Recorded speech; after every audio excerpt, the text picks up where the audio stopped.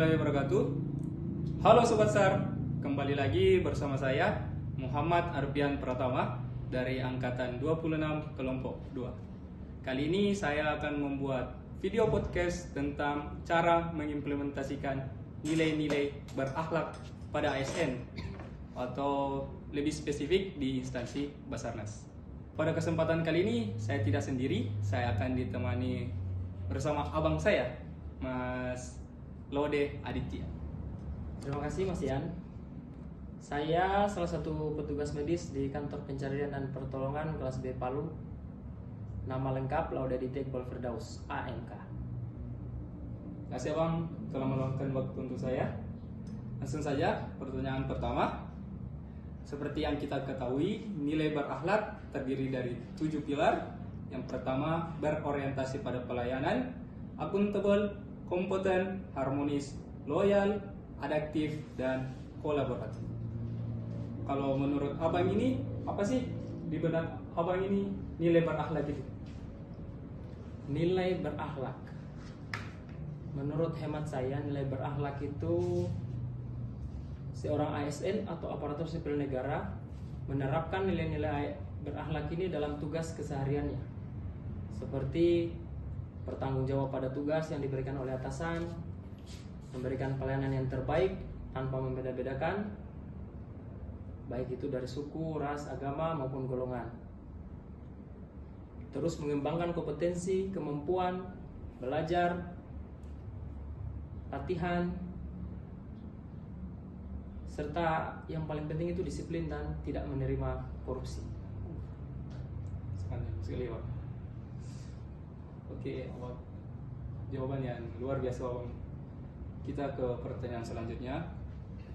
Pada poin berorientasi pada pelayanan dalam misi pencarian dan pertolongan, kita harus selalu mengutamakan keselamatan dan kepuasan masyarakat.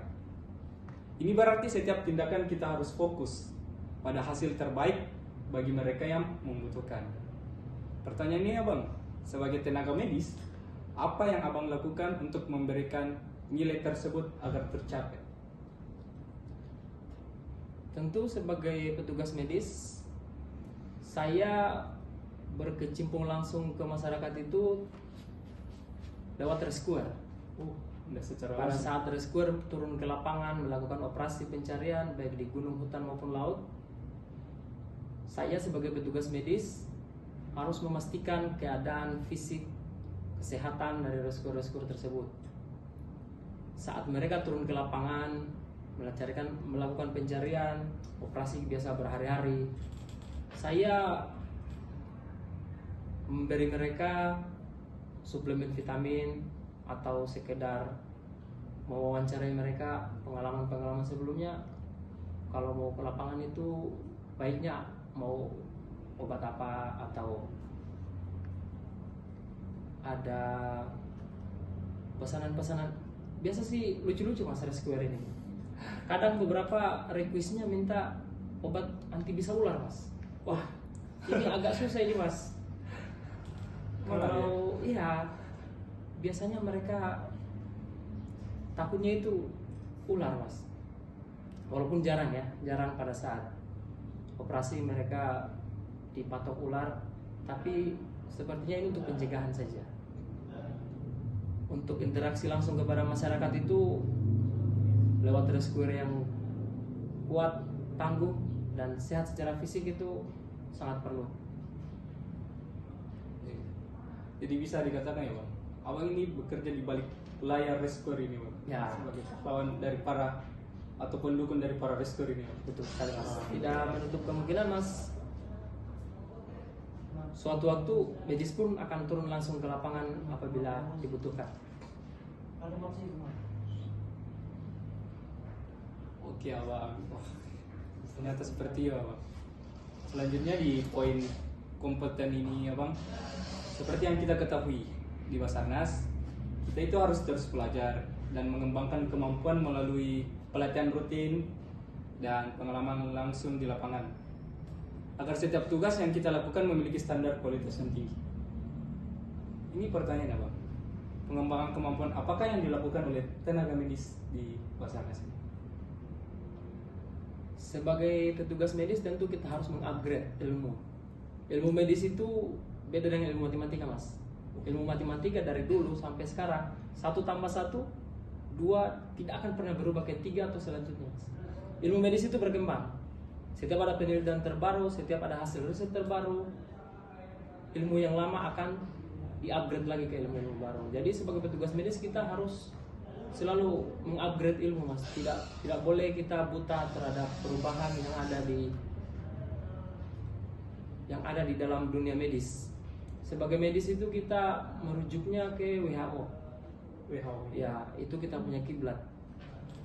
Ada ilmu terbaru, kita ikuti baik itu secara Zoom ataupun pelatihan-pelatihan.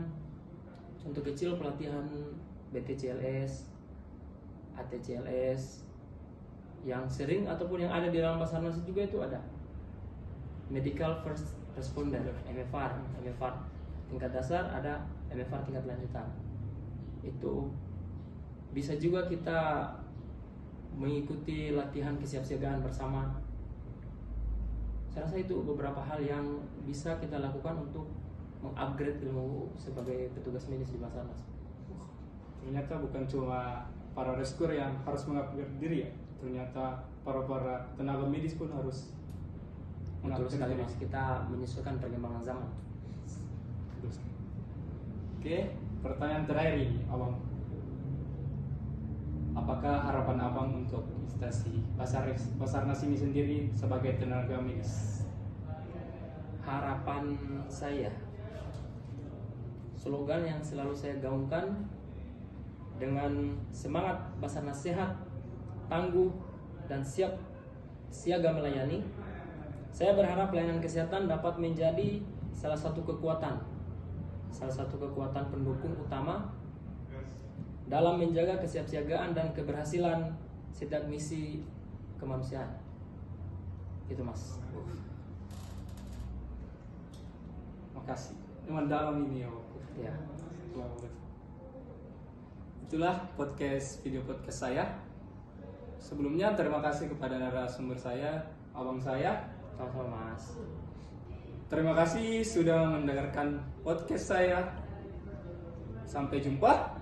Tetap semangat dan jaga nilai berakhlak. We are family. Afikna Jagat Samakra. Audio Jungle.